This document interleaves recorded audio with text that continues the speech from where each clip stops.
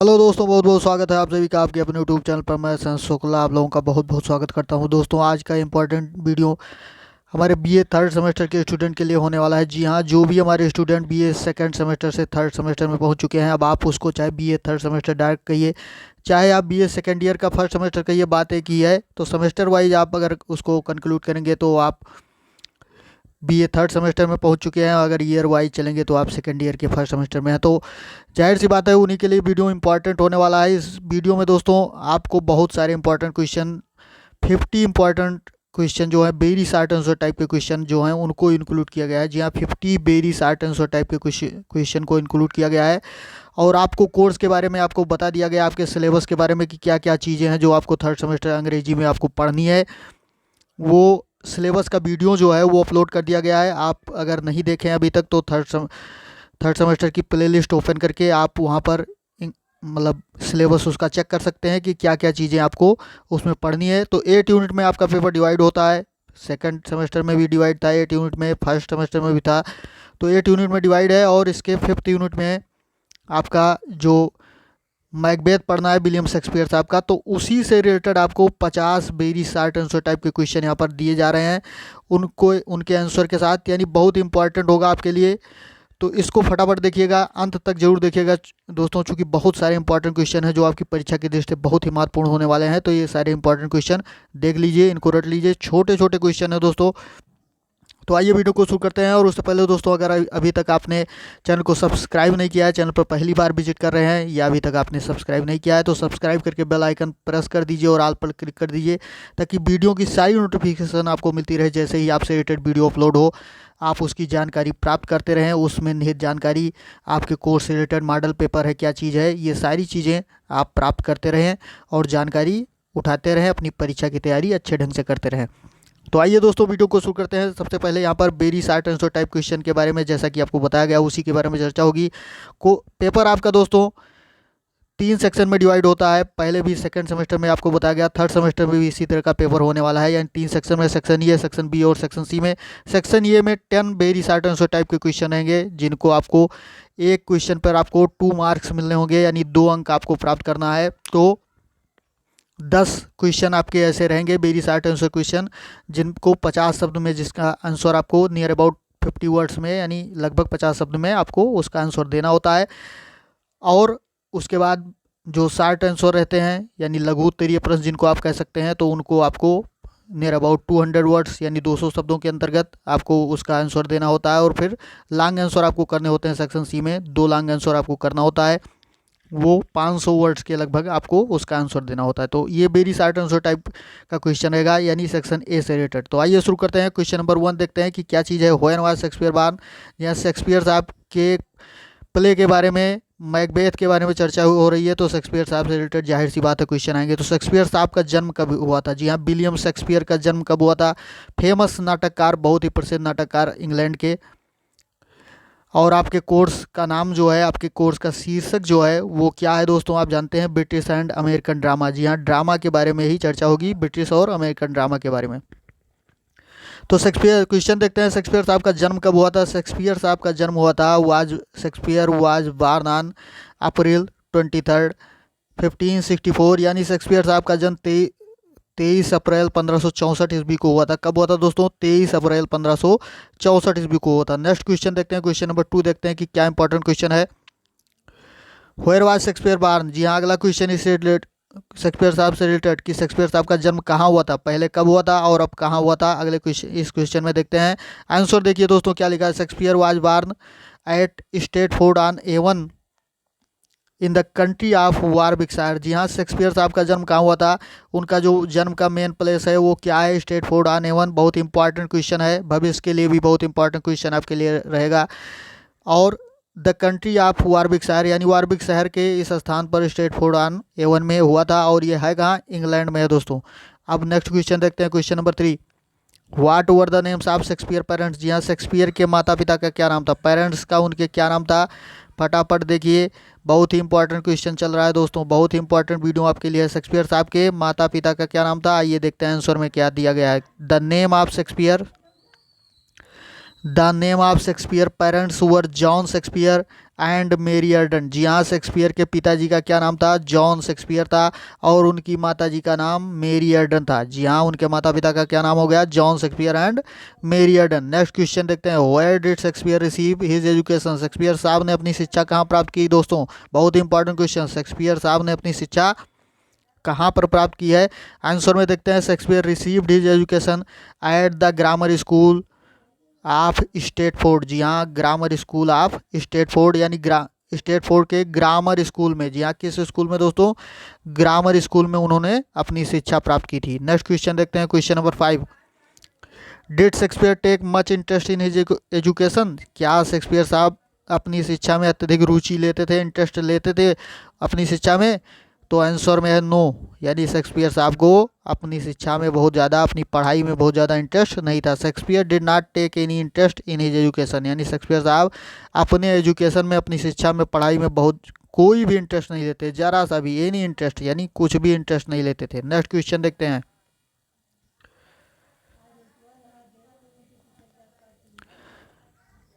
अगला क्वेश्चन देखते हैं, क्वेश्चन नंबर 6 है, होम डिड शेक्सपियर मैरी। जी हाँ, शेक्सपियर साहब ने शादी किससे की थी? जी हाँ, शादी किससे की थी? उनकी पत्नी का क्या नाम था? तो आंसर में देखते हैं, शेक्सपियर वेंट टू लंदन, यानी लंदन गए थे। कब? 1586, यानी 1586 ईस्वी में शेक्सपियर साहब लंदन गए थे। He married N Hathaway. जी हाँ, उनकी पत्नी का क्या नाम था? एन हैथवे, यानी एन हैथवे से उन्होंने शादी की थी। ये बहुत इंपॉर्टेंट क्वेश्चन है दोस्तों आपके लिए। नेक्स्ट क्वेश्चन देखते हैं, क्वेश्चन नंबर 7 में क्या है कि when did Shakespeare return to his native town, यानी अपनी मातृभूमि या अपने मूल नगर जहाँ पर वो पैदा हुए थे वहाँ पर वो कब लौट कर आए, कब रिटर्न हुए? तो Shakespeare return to his native town in 1611, यानी 1611 में, यानी शेक्सपियर साहब 1611 में अपने नेटिव टाउन रिटर्न हुए थे। नेक्स्ट क्वेश्चन देखते हैं, question number 8, when did he die and where. कहाँ और कब, कब और कहाँ पर उनकी मृत्यु हुई थी? यानी शेक्सपियर, विलियम शेक्सपियर साहब की मृत्यु कब और कहाँ हुई थी? आंसर में शेक्सपियर डाइड ऑन अप्रैल 23, यानी 23 अप्रैल को ही उनकी मृत्यु हुई थी। 1616, यानी 1616 एट ऑन एवन, एवन में उनकी मृत्यु हुई थी। कहाँ पर? एवन में हुई थी 1616 ईस्वी में, 23 अप्रैल 1616 ईस्वी में। नेक्स्ट क्वेश्चन देखते हैं, question number 9, what place does Shakespeare occupy as play writer among the English dramatist. जी हाँ, शेक्सपियर साहब को कौन सा स्थान मिला था? ऑक्यूपाई यानी प्राप्त किया था, एज प्ले राइटर यानी प्ले राइटर के रूप में, अर्थात नाटक लेखक के रूप में उन्हें कौन सा स्थान मिला हुआ था? एमंग द इंग्लिश ड्रामेटिस्ट, यानी अंग्रेजी नाटककारों के मध्य में उन्हें कौन सा स्थान प्राप्त था? तो Shakespeare occupies the first place among the English play writer, यानी शेक्सपियर साहब को कौन सा स्थान मिला था? फर्स्ट प्लेस, यानी पहला स्थान, यानी सबसे बड़े नाटककार के रूप में शेक्सपियर साहब को जाना जाता है। अंग्रेजी नाटककारों के रूप में सबसे बड़ा नाटककार शेक्सपियर साहब को ही माना जाता है। आगे देखते हैं, question number 10, what kind of play Shakespeare wrote. What kind of play did Shakespeare wrote, यानी शेक्सपियर साहब ने किस तरह के प्ले लिखे हैं, किस किस प्रकार के रचनाएं उन्होंने की है, किस प्रकार के नाटक लिखे हैं? तो आंसर में देखिए, शेक्सपियर रोट कॉमेडीज, यानी कॉमेडी लिखा है उन्होंने, जो सुखांत नाटक होता है, ट्रेजेडी त्रासदी अर्थात दुखान नाटक, हिस्टोरिकल प्लेज यानी ऐतिहासिक नाटक जो होते हैं, एंड रोमांसेज, और रोमांस भी उन्होंने लिखा है।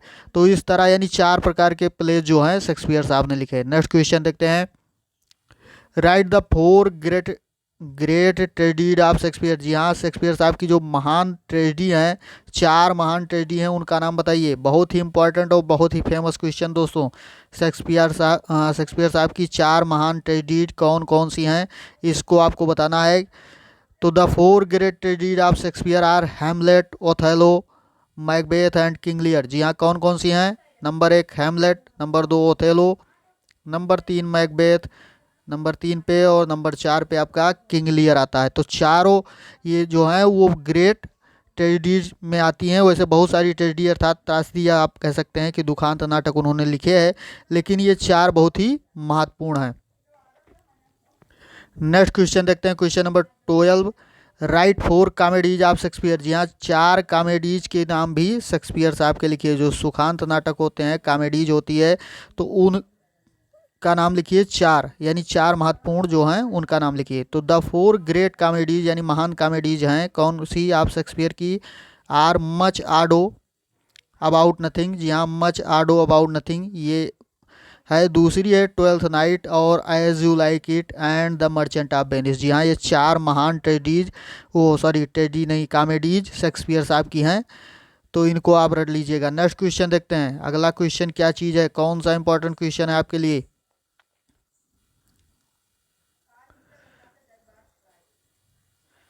अगला क्वेश्चन है दोस्तों, क्वेश्चन नंबर 13 है, which is the last return of the four great tragedy of Shakespeare. यहाँ शेक्सपियर साहब ने जो चार महान ट्रेजिडीज लिखी हैं उन्होंने, यानी दुखांत नाटक लिखे हैं, तो उनमें चौथा नंबर यानी लास्ट नंबर कौन सा है? तो Macbeth is the last return of the four great tragedies of Shakespeare, यानी शेक्सपियर साहब की चारों जो महान ट्रेजिडी हैं उनमें मैकबेथ जो है, यानी जो आपके कोर्स में है ये ट्रेजिडी जो है मैकबेथ, ये चौथे नंबर पर है, यानी अंतिम में इसी को लिखा था उन्होंने। नेक्स्ट क्वेश्चन देखते हैं, question number 14, when was Macbeth first published, यानी पहली बार मैकबेथ जो है कब पब्लिश हुई? तो Macbeth was first published in 1623 यानी 1623 ईस्वी में, जी हाँ, कब? 1623 ईस्वी में पहली बार इसका प्रकाशन हुआ था मैकबेथ का। नेक्स्ट क्वेश्चन देखते हैं, question number 15, what kind of tragedy is Macbeth, यानी मैकबेथ किस प्रकार की ट्रेजेडी है, किस प्रकार की त्रासदी है, दुखांत नाटक है? तो Macbeth is a tragedy of ambition, जी हाँ, ट्रेजेडी ऑफ क्या है? एम्बिशन, अर्थात महत्वाकांक्षा की ट्रेजेडी है। मैकबेथ बहुत ज़्यादा महत्वाकांक्षी था, इसीलिए वो अंत में उसका पतन होता है। तो ये जो है मैकबेथ जो है ये महत्वाकांक्षा की ट्रेजेडी है। नेक्स्ट क्वेश्चन देखते हैं, question number 16, what is the key note of the tragedy of Macbeth, यानी मैकबेथ का की नोट जो है वो क्या चीज़ है? आंसर में देखते हैं।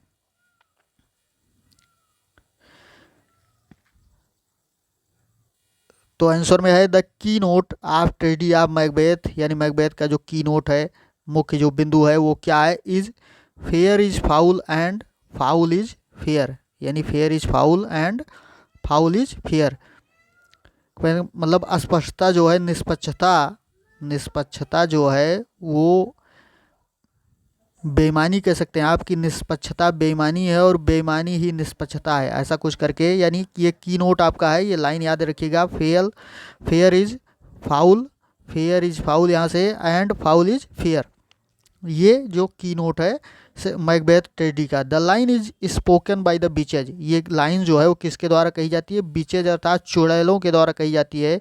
इन द ओपनिंग सीन, यानी शुरुआती सीन में, जब प्रारंभिक सीन यानी उद्घाटन सीन जब रहती है, नाटक जब शुरू होता है, तो उसी समय चुड़ैलों के द्वारा कही जाती है। नेक्स्ट क्वेश्चन देखते हैं, क्वेश्चन नंबर 17,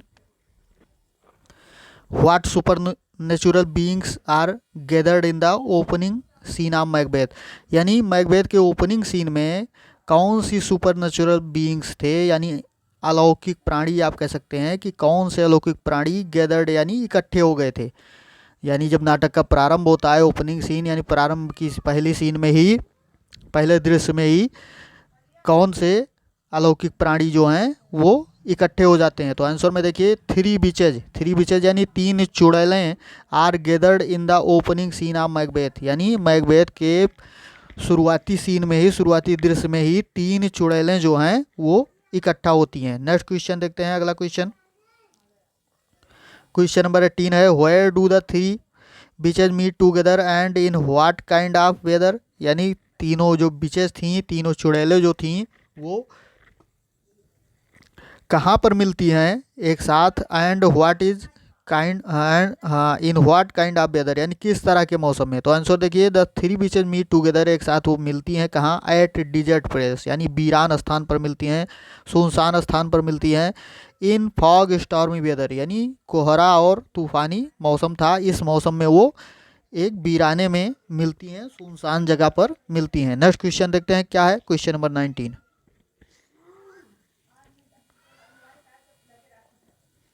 क्वेश्चन नंबर 19 है दोस्तों कि when do the beaches decide to meet again and where, यानी बीचेज जो होती हैं वो कब डिसाइड करती हैं, कब इसका निर्णय करती हैं टू मीट अगेन, यानी दोबारा मिलने का, और कहाँ पर मिलने का, यानी फिर से कब मिलने का और कहाँ पर मिलने का निर्णय करती हैं? तो the witches agree to reassemble on the heath, यानी हीथ पर वो मिलने के लिए सहमत होती हैं, एग्री होती हैं बिफोर द सनसेट, यानी सनसेट के पहले, यानी सूर्यास्त से पहले वो हीथ पर मिलने का निर्णय करती हैं। नेक्स्ट क्वेश्चन देखते हैं, क्वेश्चन नंबर 20 है, what is the event at whose conclusion the witches in act 7 scene first of Macbeth agree to meet together. यानी व्हाट इज द इवेंट, कौन सी घटना थी एट हुज कंक्लूजन, कि जिसके कंक्लूजन पर, उपसंहार अर्थात अंत पर, द बीचेज इन एक्ट 7 यानी एक्ट अंक 7 के पहले दृश्य में, यानी 7वें अंक के पहले दृश्य में मैकबेथ के एग्री टू मीट टुगेदर यानी एक साथ मिलने का निर्णय करती हैं या मिलती हैं। आंसर देखिए, the witches agree to meet together यानी एक साथ मिलने के लिए सहमत होती हैं when the battle has been lost, कि जब युद्ध जो है लास्ट बाई वन साइड, एक पक्ष के द्वारा हारा जाएगा, एंड ऑन बाई अदर और दूसरे के द्वारा जीता जाएगा। कहने का मतलब कि जब युद्ध का निर्णय हो जाएगा कि कौन हारा कौन जीता, जब इस तरह से हो जाएगा तब वो लोग आपस में मिलेंगी, ऐसा उन्होंने सहमत आपस में हुई थी, ऐसा निर्णय कर रखा था। नेक्स्ट क्वेश्चन देखते हैं, क्वेश्चन नंबर 21 है, why do the witches intend to meet together again, यानी एक दूसरे से मिलने के लिए क्यों ये निश्चित करती हैं ऑन द हीथ, हीथ पर।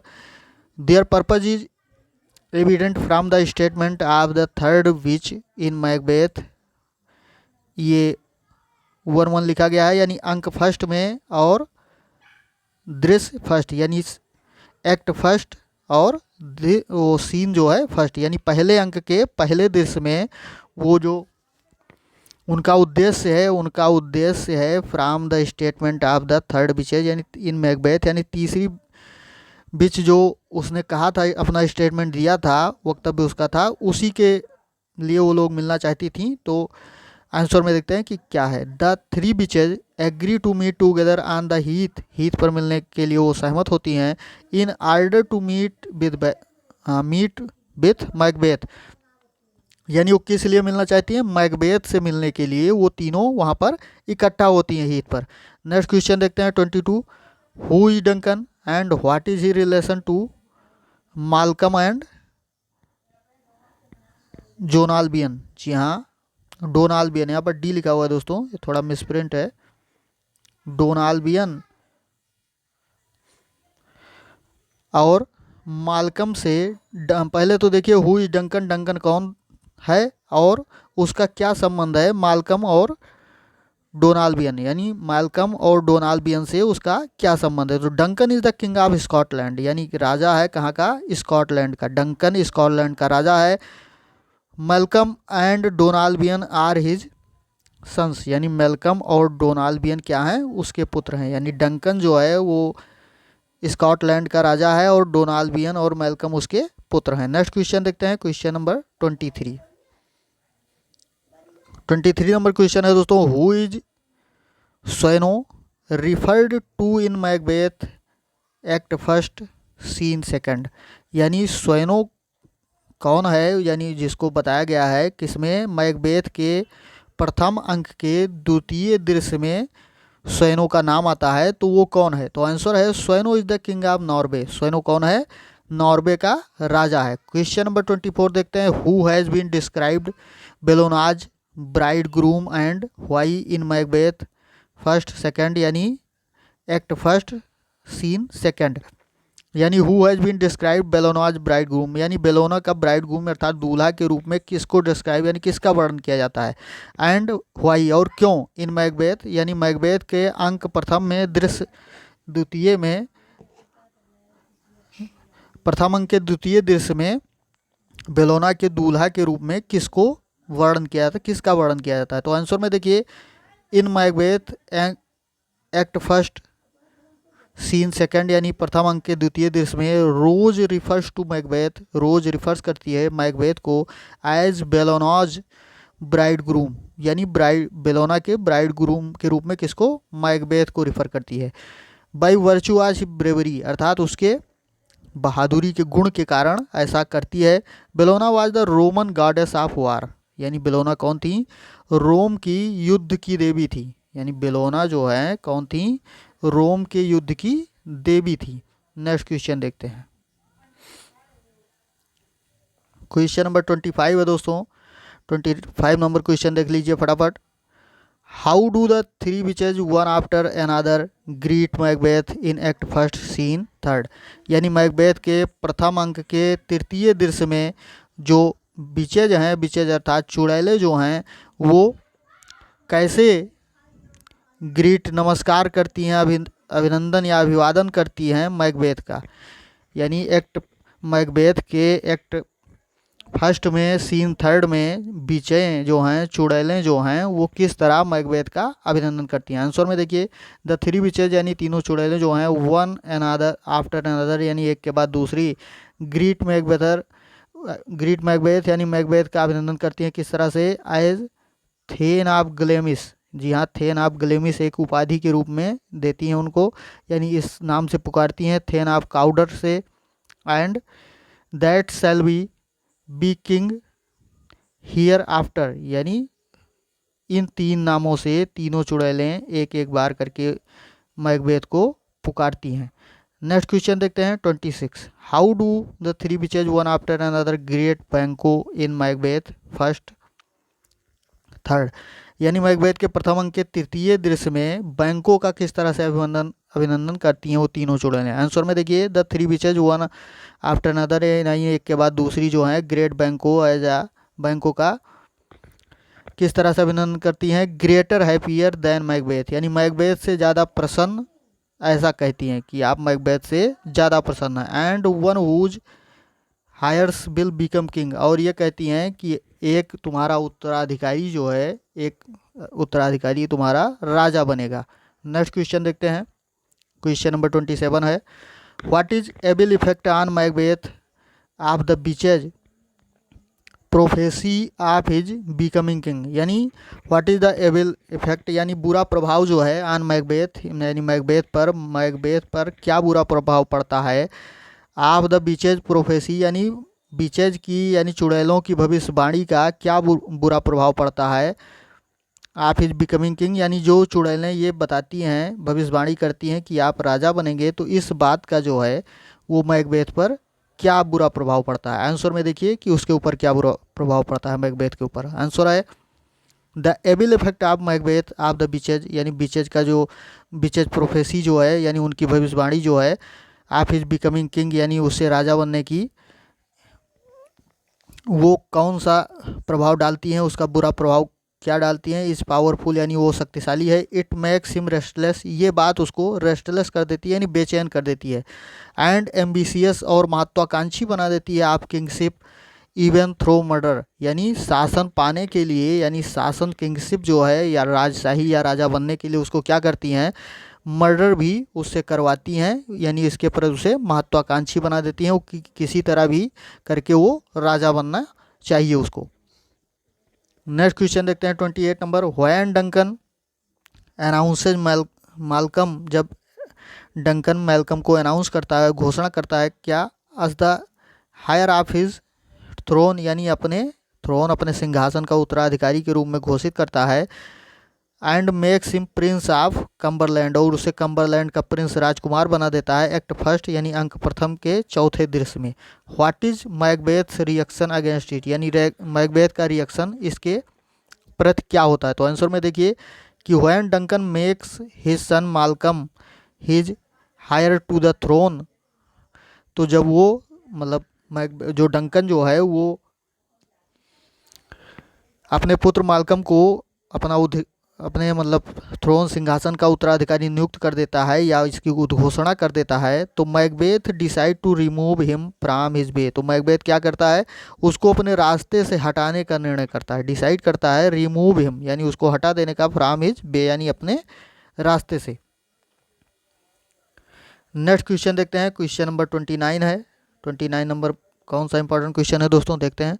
What is lady Macbeth reaction, lady Macbeth का अर्थात मैकबेथ की पत्नी का क्या रिएक्शन होता है टू द बीचेज प्रोफेसी, यानी बीचेज की प्रोफेसी पर, उनकी भविष्यवाणी पर, चुड़ैलों की भविष्यवाणी पर, ऑफ मैकबेथ बिकमिंग किंग, यानी मैकबेथ राजा बनेगा। तो इस बात पर लेडी मैकबेथ को मतलब जो है, यानी अर्थात जो मैकबेथ की पत्नी है, उनका क्या रिएक्शन, क्या प्रतिक्रिया होती है। तो आंसर में देखिए when Lady Macbeth reads the prophecy in her husband's letter, जब वो अपने पति के लेटर में इस प्रोफेसी को, इस भविष्यवाणी को पढ़ती हैं, तो she appears her mind for the murder of Duncan, तो उनके मन में डंकन की हत्या का जो है, मर्डर का विचार आता है। सी प्रिपेयर, जी हाँ, सी प्रिपेयर अर्थात वो अपने तैयार करती हैं अपने मन को, यानी उनके मन में विचार आता है, वो इच्छुक होती हैं किस चीज़ के लिए, द मर्डर ऑफ डंकन, यानी डंकन की हत्या के लिए। नेक्स्ट क्वेश्चन है who says this and to whom and when, यानी किसने कहा इसको, टू होम किससे कहा और कब कहा। क्या कहा, look like the innocent flower, यानी इनोसेंट फ्लावर एक निर्दोष फूल की तरह उसको देखो, but be the serpent under, लेकिन उसके अंदर सांप होना चाहिए, अर्थात सांप होना चाहिए, सांप हो सकता है। तो एक्ट फर्स्ट में ये बात कही गई थी, 5वें दृश्य में, एक्ट फर्स्ट के 5वें सीन में ये बात कही गई थी। तो किसने कहा था और किससे कहा था और कब कहा था, तो द एबव स्टेटमेंट, यानी ऊपर का ये स्टेटमेंट जो है, is part of Lady Macbeth's advice, यानी लेडी मैकबेथ के एडवाइस, सलाह का एक पार्ट है, भाग है, टू हर हस्बैंड, यानी अपने हस्बैंड अर्थात मैकबेथ से। कहने का मतलब किसने कहा, लेडी मैकबेथ ने कहा था, किससे, मैकबेथ से, before king Duncan's arrival at her कास्टल, और कब कहा था, जब किंग डंकन उसके कास्टल में, उसके दुर्ग में आने वाला था, यानी उसके आने के पहले ही ये बात उसने कही थी। नेक्स्ट क्वेश्चन देखते हैं, क्वेश्चन नंबर 31 है,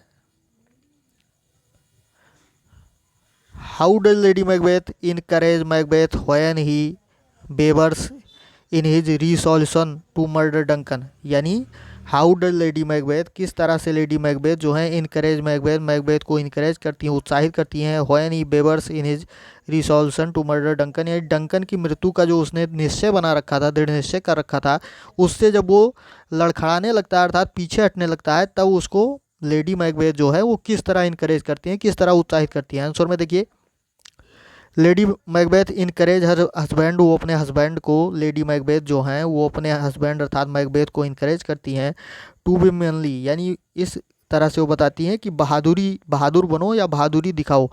सी एडवाइज हिम टू किल, वो सलाह देती हैं, टू किल डंकन, डंकन की मृत्यु का, मारने का, विद द डैगर्स, डैगर्स माने छुरे से मारने का उसको सलाह देती हैं, कटार या छुरे से, आप हिज डंकन ड्रंकन गार्ड्स, जी हाँ, ड्रंकन गार्ड्स जो हैं अर्थात जो शराब पिए हुए गार्ड्स उसके हैं, and put the blame on him them, और उन पर आरोप लगा देने का, यानी वो सलाह देती हैं कि जो ड्रंकन गार्ड हैं अर्थात जो डंकन और ड्रंकन दो शब्द लिखे गए हैं दोस्तों, ड्रंकन का मतलब ड्रिंक का ये थर्ड फार्म है, और डंकन वहाँ के यानी किंग का नाम है, स्कॉटलैंड के किंग का नाम। तो डंकन की मृत्यु का वो सलाह देती है किस तरह से, जो ड्रंकन गार्ड्स हैं अर्थात जो दारू पी के पड़े हुए हैं, नशे में धुत हैं, उन गार्ड्स के छुरों से मारने, मतलब छुरे से मारने का सलाह देती हैं, और उन्हीं पर ब्लेम लगा देने की बात कहती हैं लेडी मैकबेथ से। नेक्स्ट क्वेश्चन देखते हैं,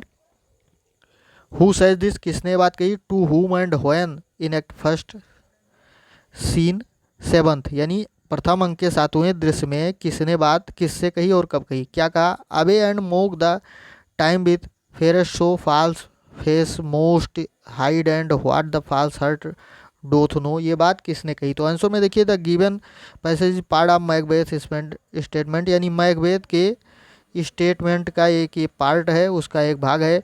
इट इज एड्रेस्ड, यानी it is addressed to Lady Macbeth, यानी लेडी मैकबेथ को संबोधित करता है, आफ्टर हर इनकरेजमेंट, यानी उसके उत्साहवर्धन के बाद, टू हिम, यानी जब वो मैकबेथ का उत्साहवर्धन करती है उसके बाद, इन एक्ट फर्स्ट सीन 7th, यानी प्रथम अंक के 7वें दृश्य में। नेक्स्ट क्वेश्चन है 33, who passes on Duncan's compliments to Macbeth and a diamond for Lady Macbeth,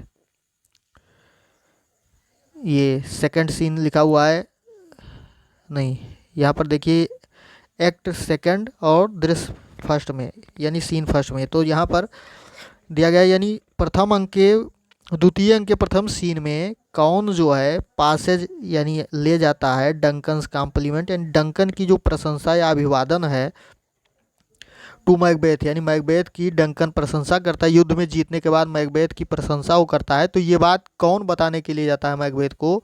and a diamond for Lady Macbeth, और लेडी मैकबेथ के लिए एक हीरा लेकर जाता है। तो कौन ले जाता है? नेक्स्ट आंसर में देखते हैं। Banquo passes on Duncan's compliment to Macbeth and a diamond for Lady Macbeth, यानी बैंको जो है वो लेडी, मतलब वो उस प्रशंसा भरे शब्द जो है वो मैकबेथ को जाकर कहता है कि राजा आपकी प्रशंसा कर रहे हैं, और लेडी मैकबेथ के लिए एक हीरा लेकर जाता है जो राजा उसे देते हैं। नेक्स्ट क्वेश्चन देखते हैं।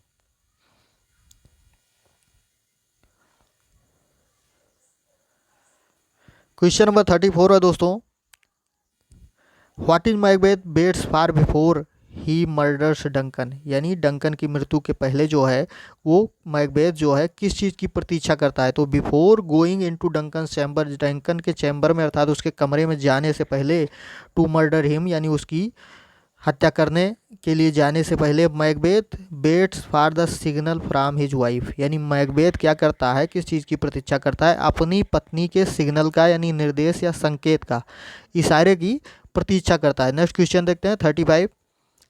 What hallucination does Macbeth have before Duncan's murder, यानी डंकर की मृत्यु के पहले मैकबेथ को कौन सा बुरा सपना आता है, यानी कौन सा बुरा सपना वो देखता है? आंसर में देखते हैं। बिफोर डंकन्स मर्डर, यानी डंकन की हत्या के पहले मैकबेथ हैज़ द हेलुसिनेशन, यानी एक उसे बुरा सपना आता है, ऑफ अ डैगर, यानी एक छुरे का, डैगर का मतलब एक छुरे का सपना होता है, which he can not grasp, अर्थात जिसे वो पकड़ नहीं पाता है। अर्थात एक ऐसे छुरे को सपने में देखता है और वो देखता है कि वो छुरे को संभाल नहीं पा रहा है, मुट्ठी में नहीं ले पा रहा, पकड़ नहीं पा रहा है। नेक्स्ट क्वेश्चन देखते हैं 36। How does Lady Macbeth signal to Macbeth, यानी किस तरह से लेडी मैकबेथ मैकबेथ को सिग्नल करती है, इशारा करती है, दैट लाइन इज क्लियर, कि एकदम लाइन क्लियर है, फॉर डंकन्स मर्डर, यानी डंकन की हत्या के लिए एकदम से सही टाइम है। तो आंसर में देखिए किस तरह से वो इशारा करती है।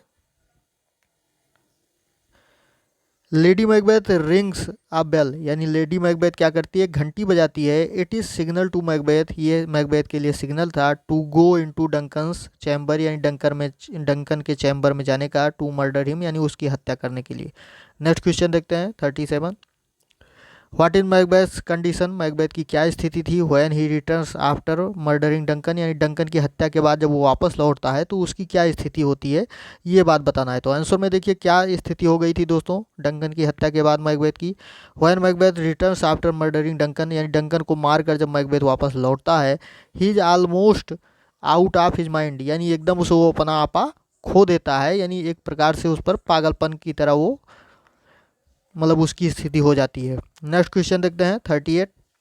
What does Macbeth bring back with him after murdering Duncan, यानी डंकन की हत्या करने के बाद जो है वो उसके बाद मैकबेथ जो है क्या चीज़ वापस लेकर आ जाता है, यानी ब्रिंग बैक क्या चीज़ अपने साथ विथ हिम, यानी अपने साथ वापस लेकर आता है। तो आंसर में देखिए कि क्या चीज़ उसकी हत्या के बाद वो वापस लेकर आता है। आंसर में देखते हैं मैकबेथ मर्डर्स डंकन, यानी डंकन की मृत्यु कर, मतलब उसकी हत्या कर देता है, विद द डैगर्स, यानी डैगर से, डैगर का मतलब छुरों से, ऑफ टू चैम्बरलेंस, चैम्बरलेंस का मतलब वहाँ के जो सुरक्षा गार्ड थे, दो सुरक्षा गार्ड उसके जो डंकन के थे, उन्हीं के छुरों से उसकी हत्या कर देता है डंकन की।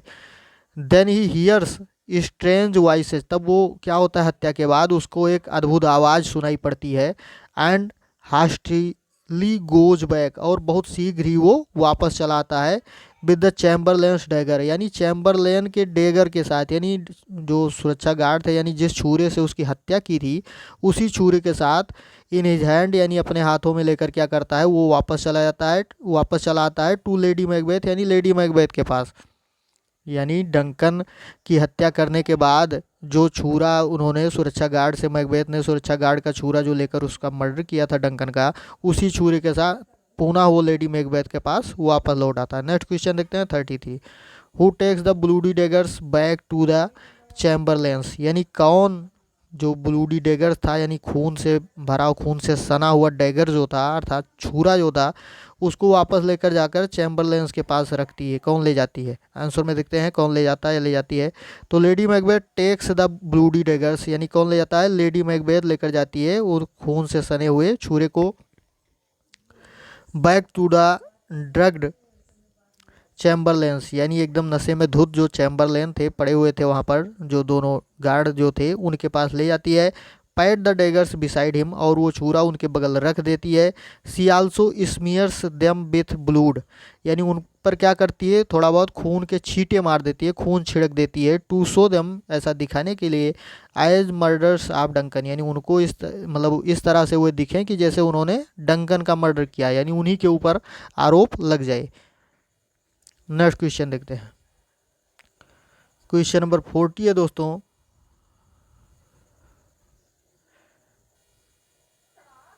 फोर्टी नंबर क्वेश्चन है, who are suspected to be Duncan's killer and why, कौन डंकन के हत्यारे के रूप में सस्पेक्ट किया जाता है और क्यों किया जाता है, यानी किस पर ऐसा आरोप लगाया जाता है या कि उसने डंकन का, मतलब डंकन का किलर है या हत्यारा है, और क्यों? तो after Duncan's murder his sons, यानी डंकन के मर्डर के बाद उसके पुत्र जो थे, मालकम एंड डोनाल्बियन जो थे, slip away for fear of their lives, यानी अपने जीवन के भय के कारण वो भाग गए थे। स्लिप अवे अर्थात भाग गए थे। फार फियर ऑफ दियर लिप्स, यानी अपने जीवन के भय के कारण। सो इट इज सस्पेक्टेड, इसलिए ऐसा सस्पेक्ट किया जाता था कि that they paid the chamberlains to kill Duncan, कि उन्होंने, जो चैम्बरलेंस थे अर्थात जो उसके सुरक्षा गार्ड थे, उनको पैसे दे रखे थे डंकन को मारने के लिए। अर्थात उनके पुत्रों पर ही इस बात का आरोप लग जाता है कि डंकन को मारने के लिए उनके पुत्रों ने सुरक्षा गार्डों को पैसा दे रखा था। नेक्स्ट क्वेश्चन देखते हैं 41। हु अरेंजेस फॉर बैंकोज मर्डर, यानी बैंकों के मर्डर की व्यवस्था कौन करता है? मैकबेथ या लेडी मैकबेथ, आर बोथ, या दोनों? तो आंसर में देखते हैं कि Banquo's murder is arranged by Macbeth alone, यानी अकेले मैकबेथ के द्वारा ही बैंकों के मर्डर की व्यवस्था की जाती है। इन दैट मैटर, यानी इस मामले में, he does not take into confidence even his wife, यानी अपने वाइफ के कॉन्फिडेंस को नहीं लेता है, यानी उसके सलाह को नहीं स्वीकार करता है, मतलब लेता है इस मामले में। नेक्स्ट क्वेश्चन देखते हैं कि कौन सा इंपॉर्टेंट क्वेश्चन है। क्वेश्चन नंबर 42 है, हु विजिट्स मैकबेथ फीस्ट, यानी मैकबेथ की दावत में कौन जाता है? एंड ऑक्यूपाइज हिज सीट, और अपना सीट जो उसका आसन है उसको ग्रहण करता है। व्हेन मैकबेथ डेप्लोर्स बैंकोज एब्सेंस, यानी जब मैकबेथ जो है बैंकों के एब्सेंस, यानी उसकी अनुपस्थिति को डिप्लोर्स, अर्थात उस पर मतलब टिप्पणी करता है, कह सकते हैं आप, या कोसता है, या उसकी अनुपस्थिति को बुरा भला कहता है कि वो आया नहीं तो ऐसा वैसा। तो इस बात पर कौन है कि जो जाता है और अपनी सीट ग्रहण करता है उस समय? तो आंसर में देखते हैं कि व्हेन मैकबेथ डिप्लोर्स बैंकोज एब्सेंस, यानी जब बैंकों के एब्सेंस को, उसकी अनुपस्थिति पर अफसोस जाहिर करता है, वो कोसता है उसे। तो इन द फीस्ट, यानी दावत में, तो बैंकोज घोस्ट इंटर्स, जी हाँ, कौन इंटर करता है? बैंकों का भूत इंटर करता है। एंड ऑक्यूपाइज मैकबेथ सीट, और मैकबेथ की सीट पर बैठ जाता है, जी हाँ, सिंहासन पर अर्थात मैकबेथ की सीट पर बैठ जाता है वो जाकर के, यानी किसका? बैंकों का भूत। नेक्स्ट क्वेश्चन देखते हैं, how many times does Banquo's ghost appear in Macbeth feast and when, यानी मैकबेथ की दावत में कितनी बार बैंकों का भूत अपीयर होता है, उपस्थित होता है, और कब उपस्थित होता है? तो Banquo's ghost appear in Macbeth feast 2 times, कितनी बार दोस्तों? 2 टाइम्स अपीयर होता है। When Macbeth deplores his absence, जब वो उसके एब्सेंस पर कोसता रहता है या अफसोस जाहिर करता है कि बैंको आया नहीं, उस पर अफसोस जाहिर करता है, दुख प्रकट करता है, तो इस समय 2 बार वो एंट्री करता है बैंकों का भूत। नेक्स्ट क्वेश्चन देखते हैं, कौन सा इंपॉर्टेंट क्वेश्चन है? क्वेश्चन नंबर 44 है। 44 नंबर क्वेश्चन है दोस्तों, क्या है देखते हैं। Whom does Macbeth decide to visit after the appearance of Banquo's ghost, यानी बैंकों के घोस्ट के अपीयरेंस के बाद यानी उनकी उपस्थिति, जब बैंको का भूत उसको मिलता है तो उसके बाद क्या होता है कि मैकबेथ किससे मिलने के लिए निर्णय करता है, यानी किससे मिलने का निर्णय करता है। तो आंसर में देखते हैं कि after the appearance of Banquo's ghost, यानी बैंकोज की मतलब बैंकों के भूत के उपस्थिति के बाद, उसको दिखने के बाद Macbeth decides to visit the three witches, यानी तीनों चुड़ैलों के पास जाने का निर्णय करता है। यानी मैकबेथ सोचता है कि अब उसको तीनों चुड़ैलों से मिलना चाहिए, इसका निवारण पूछना चाहिए कि बैंकों का भूत कैसे आ गया। आंसर में देखते हैं 45, who is he cat. He cat का मतलब बिल्ली जो होती है, बिल्ली सी कैट ही कैट, तो बिल्ली का मतलब बिल्ला कह सकते हैं कि बिल्ला कौन था। Who is the angry with and whose downfall does she predict, यानी वो किससे क्रोधित था और उस किसके डाउनफॉल को, यानी किसके पतन के बारे में वो भविष्यवाणी करता है, प्रेडिक्ट करता है, यानी किसके पतन के बारे में कि किसका पतन होने वाला है, सर्वनाश होने वाला है। तो आंसर में देखिए ही Hecate is the ruler of three बिचेज, यानी ही कैट जो था, बिल्ला जो था, वो क्या था, तीनों बिचों का रूलर था, यानी शासक था, यानी उसी के निर्देश पर उसकी जो मतलब तीन चुड़ैलें थीं वो उसी के निर्देश पर चलती थीं। She is angry with them, यानी वो उनसे बहुत क्रोधित था।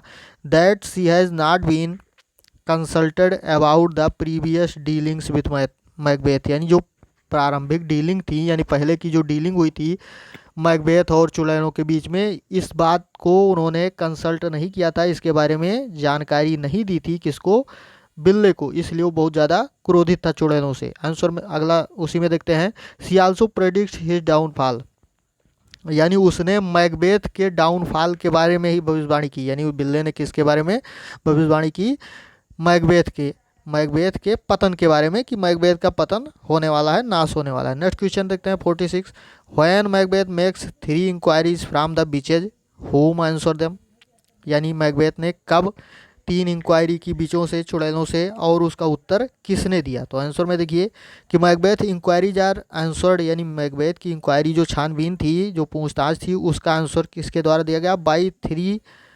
अपारिशंस, यानी थ्री अपारिशंस द्वारा, यानी तीन प्रेत या पिशाच आप कह सकते हैं, प्रेत या पिशाच के द्वारा। अभी तक तो चुड़ैलें थी, अब प्रेत पिशाच आ गए, तो तीन पिशाचों द्वारा या प्रेतों द्वारा उत्तर दिया गया। एन आर्म्ड हेड, एक जो था वो क्या था, आर्म्ड हेड, यानी एक के पास मतलब हाथ वाथ थे और सिर था, यानी हाथ था और सिर था, इस तरह का भूत था। दूसरा क्या था, आ ब्लूडी चाइल्ड, यानी खून से लथपथ एक बच्चा था, दूसरा जो पिशाच था, प्रेत जो था। और तीसरा क्या था, एंड अ क्राउंड चाइल्ड, यानी एक सिंहासन पर बैठा हुआ बच्चा था, यानी ताज पहने आप कह सकते हैं। क्राउंड चाइल्ड कहने का मतलब कि एक ताज पहने हुए बच्चा था, तो मतलब ये तीनों प्रेत थे। तो इन्हीं तीनों प्रेतों ने एक एक इंक्वायरी का उसके आंसर दिया। नेक्स्ट क्वेश्चन देखते हैं 47, where do apparitions appear to Macbeth, यानी कहाँ पर वो जो प्रेत थे, पिशाच थे, मैकबेथ के सामने अपीयर होते हैं, यानी उपस्थित होते हैं, मिलते हैं। इन द बीचेज काबर्न, यानी बीचों के काबर्न में अर्थात गुफा में वो कहाँ पर उससे मिलते रहे, यानी चुड़ैलों की गुफा में जो प्रेत हैं वो मैकबेथ से कब और कहाँ मिलते हैं। आंसर में देखते हैं इन द बीचेज कार्बन, यानी बीचों के काबर्न में अर्थात उसकी गुफा में, खो में चुड़ैलों के। इन द थ्री अपारिशंस, यानी तीन प्रेत जो हैं, राइज फ्रॉम द कॉल्ड्रन, जी हाँ, कॉल्ड्रन से वो निकलते हैं। कॉल्ड्रन का मतलब एक घड़ा या आप कह सकते हैं डेग जो होता है, हंडा, उस वहाँ पर ऐसे रखा हुआ था, तो उसी से निकलते हैं वो तीनों। एंड आंसर मैकबेथ अनआस्क्ड इंक्वायरीज, और मैकबेथ के जो ना पूछे गए इंक्वायरीज हैं उनका वो उत्तर देते हैं। नेक्स्ट क्वेश्चन देखते हैं,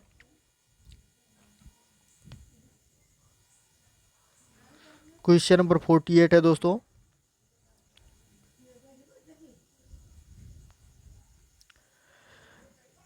Where does Macbeth see a line of 8 kings descending from Banquo, यानी Where does मैकबेथ ने कब देखा, कब देखता है Macbeth a line of 8 kings, 8 राजाओं की मतलब एक लाइन देखता है, श्रृंखला देखता है, डिसेंडिंग फ्रॉम बैंको, यानी बैंकों की तरफ आरोही क्रम में उतरते हुए बैंकों से 8 राजाओं को देखता है। और ये कब देखता है, तो मैकबेथ नोटिसेज यानी ध्यान देता है। आ लाइन ऑफ 8 किंग्स, एक 8 राजाओं की एक लाइन को देखता है। डिसेंडिंग फ्रॉम बैंको यानी बैंकों की तरफ से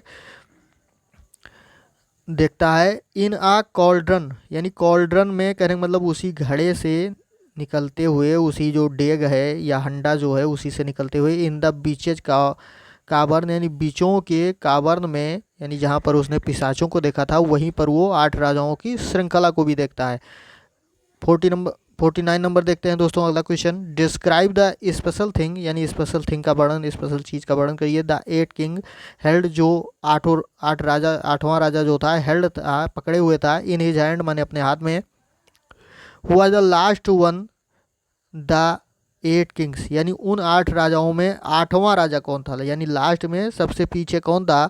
whose line is shown to Macbeth by the witches, जिसकी लाइन जो थी वो बीचों के द्वारा, मतलब वो लाइन जो थी बीचों के द्वारा, चुड़ैलों के द्वारा मैकबेथ को दिखाई गई थी। तो आंसर में देखते हैं कि Macbeth is shown a show of 8 kings, यानी मैकबेथ जो था वो उन 8 राजाओं की लाइन में अंतिम राजा मैकबेथ ही था। कौन था दोस्तों, मैकबेथ ही था। The last one was with a glass in his hand, और अंतिम उसके हाथ में क्या था, एक ग्लास था, उसके हाथ में एक शीशा था उस अंतिम वाले के हाथ में, अर्थात मैकबेथ के हाथ में। नेक्स्ट क्वेश्चन देखते हैं 50 number. What does Lady Macbeth reveal in her sleepwalking, यानी रिवियल लेडी मैकबेथ जो हैं उनको स्लीप वॉकिंग यानी जो रात में चलने की, सोते वक्त चलने की जो आदत थी, तो उसमें उनको क्या पता चलता है, क्या रिवील होता है, क्या चीज़ वो जान पाती हैं। तो आंसर में देखते हैं कि इन हर स्लीप वॉकिंग यानी अपने सोते वक्त चलने की आदत जो थी, लेडी मैकबेथ रिवेल्स पाती हैं। सी वाज इन्वॉल्व, कि वो इन्वॉल्व थी इन डंकन्स मर्डर, यानी डंकन की हत्या में वो इन्वॉल्व थी। सी आल्सो रिफ्लेक्ट हर सारो, वो अपने सारों को दर्शाती हैं, अपने दुख को दर्शाती हैं। ओवर द मर्डर ऑफ बैंको मैकडफ्स वाइफ एंड सन, यानी बैंको के तथा मैकडफ के वाइफ तथा उसके पुत्र के मर्डर पर, यानी उसकी हत्या पर वो क्या करती हैं, उसकी मृत्यु पर वो दुख भी प्रकट करती हैं। यानी लेडी मैकबेथ क्या पाती हैं कि वो डंकन की हत्या में भी इन्वॉल्व थी, सोते वक्त उनको ये पता चलता है, स्लीप वॉकिंग में यानी सोते वक्त चलने की आदत में उनको ये पता चलता है कि वो डंकन की हत्या में भी इन्वॉल्व थी, और ये भी पता चलता है कि वो तीनों के मर्डर मतलब हत्या पर बैंको और मैकडफ की पत्नी और उसके पुत्र के मर्डर पर दुख भी प्रकट करती हैं। तो दोस्तों ये 50 इंपॉर्टेंट क्वेश्चन आपके हो गए, ज़रूर इनको याद करिएगा, बहुत ही इंपॉर्टेंट रहेंगे आपकी परीक्षा के लिए। अगर वीडियो अच्छा लगा हो दोस्तों तो लाइक शेयर कमेंट ज़रूर करें और बने रहिए हमारे साथ। आज के वीडियो में इतना ही, धन्यवाद, मिलते हैं अगले वीडियो में। जय हिंद।